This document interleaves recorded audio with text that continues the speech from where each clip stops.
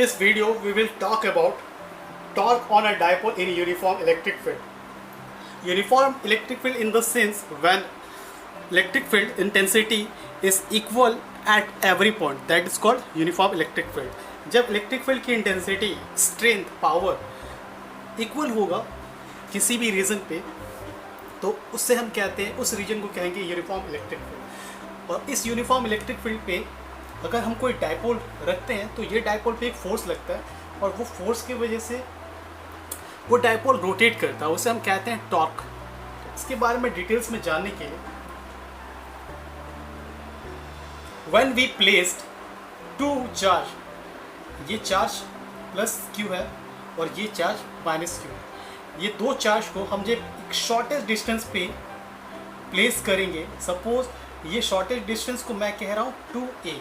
अब इसे मैं 2a क्यों कह रहा हूँ, ताकि इस डायपोल के इस सेंटर से, डायपोल के सेंटर से ये डिस्टेंस को मैं a और इस डिस्टेंस को मैं a बोल सकूँ। तो जब दो equal magnitude and opposite nature के चार्ज को हम प्लेस करते हैं शॉर्टेज डिस्टेंस पे, shortage distance that means 2a, तो इसे हम कहते हैं डायपोल। और डायपोल के साथ एसोसिएट होता है एक टर्म्स जिसे हम कहते हैं डायपोल मोमेंट। ये डायपोल मोमेंट एक वेक्टर क्वांटिटी है, डायपोल मोमेंट। ये डायपोल मोमेंट को हम P से इंडिकेट करते हैं। ये डायपोल मोमेंट का मैग्नीट्यूड होता है इस डायपोल के सेपरेशन और इसके ईदर चार्ज के प्रोडक्ट के बराबर। This is magnitude of dipole moment. ये मैग्नीट्यूड है डायपोल मोमेंट का। और डायपोल मोमेंट का जो डायरेक्शन होगा वो डायरेक्शन हमेशा negative charge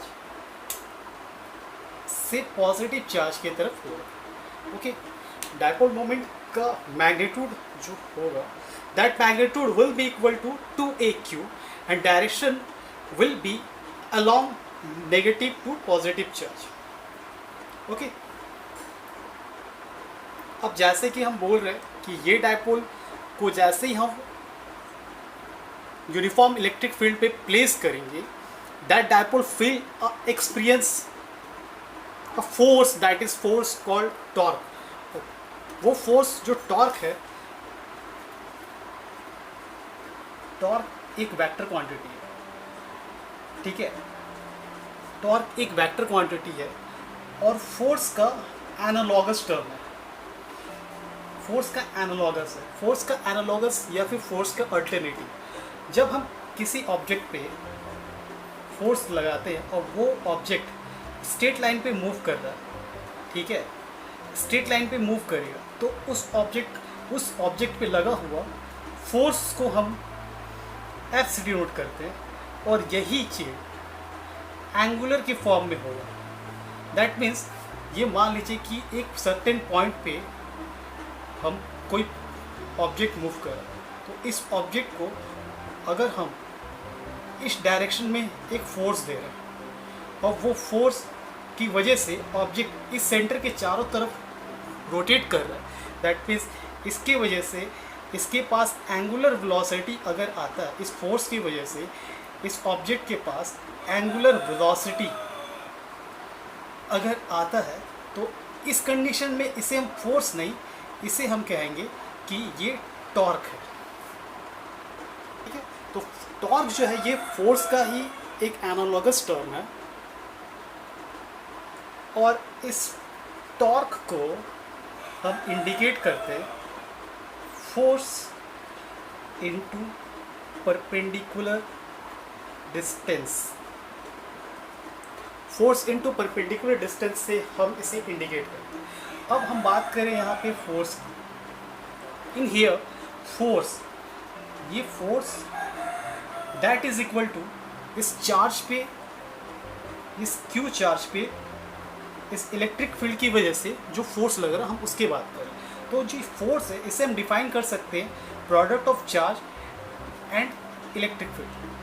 force is a vector quantity, electric field also a vector quantity. So ये मैग्नीट्यूड है इस फोर्स का जब ये इस चार्ज को हम इलेक्ट्रिक फील्ड पे प्लेस कर रहे हैं। जब ये चार्ज नेगेटिव नेचर का होगा या पॉजिटिव नेचर का होगा, तो यहाँ पे नेगेटिव या पॉजिटिव साइन दे करके हम इसे इंडिकेट कर सकते हैं। बट अभी हम यहाँ पे सिर्फ डायरेक्शन की बात की, तो यहाँ पे अगर आप देखोगे तो मैंने फोर्स को नेगेटिव से इंडिकेट किया, इस जगह पे मैं फोर्स को पॉजिटिव से इंडिकेट कर रहा हूँ, क्योंकि यहाँ पे जो फोर्स है वो इलेक्ट्रिक फील्ड के अपोजिट डायरेक्शन में लग रहा है।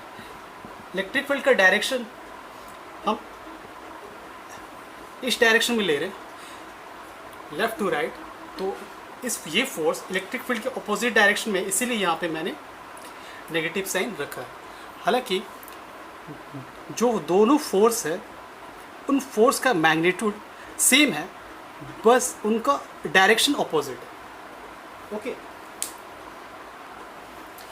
सो ये डायपोल किसी एंगल थीटा पे, मान लेते हैं किसी एंगल थीटा पे इस यूनिफॉर्म इलेक्ट्रिक फील्ड पे रखा। अगर ये एंगल थीटा है तो ये भी एंगल थीटा होगा, और इस डायपोल का, जैसे कि मैंने बताया, डायपोल मोमेंट ये हमेशा होता है negative charge to positive charge. Okay, तो हम यहाँ पे torque equal to force into perpendicular distance लिख सकते हैं। फोर्स हमें पता है Q इंटू ई है। परपेंडिकुलर डिस्टेंस आप देखोगे, अगर ये एक ट्रायंगल है जिसे मैंने नाम दिया है ए, बी और सी का, तो बी सी एक परपेंडिकुलर डिस्टेंस है। आप यहाँ पे देख सकते हो इस डायरेक्शन में इलेक्ट्रिक फील्ड है, और ये जो लाइन है ये इसका परपेंडिकुलर डिस्टेंस है। दैट मीन्स इलेक्ट्रिक फील्ड के साथ ये लाइन एक परपेंडिकुलर डिस्टेंस बना रहा है। अकॉर्डिंग टू दिस हम बी सी को एक परपेंडिकुलर डिस्टेंस लिख सकते हैं साइन थीटा इक्वल टू क्या होता है, परपेंडिकुलर अपॉन हाइपोटेनस। तो परपेंडिकुलर है बी सी, हाइपोटेनस है ए सी। बी सी हमें फाइंड आउट करना है।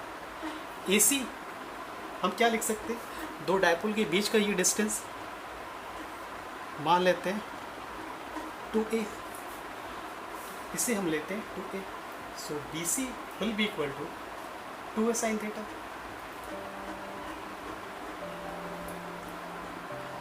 सो जब हम टॉर्क, ये टॉर्क की बात करें, ये टॉर्क इक्वल टू क्या है, फोर्स हमारे पास कितना है क्यू ई, और प्रोडक्ट ऑफ परपेंडिकुलर डिस्टेंस हमारे पास क्या है 2a साइन थीटा। तो यहाँ पे 2aq, ये 2aq ये है डायपोल मोमेंट।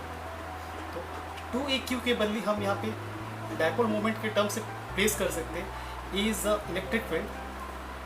ओके, और यहाँ पे जो साइन थीटा है, ये sine theta that would be as it is. Okay, तो आगे हम यहाँ पे इस टर्म को लिख सकते हैं, ये sine theta is the angle between P and E, दोनों के बीच का एंगल है। तो ये दोनों के बीच का एंगल अगर हम 90 डिग्री लेते हैं, तो इस कंडीशन में हमें टॉर्क मिलता है मैक्सिमम।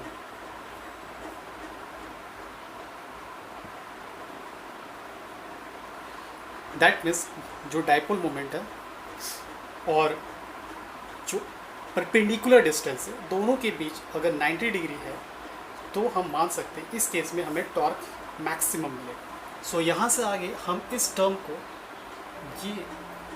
को हम लिख सकते हैं torque equal to P cross E। Okay, this is the cross product, and cross product always contained with sin theta। तो ये था टॉर्क होना डायपोल यूनिफॉर्म इलेक्ट्रिक फील्ड के बारे में।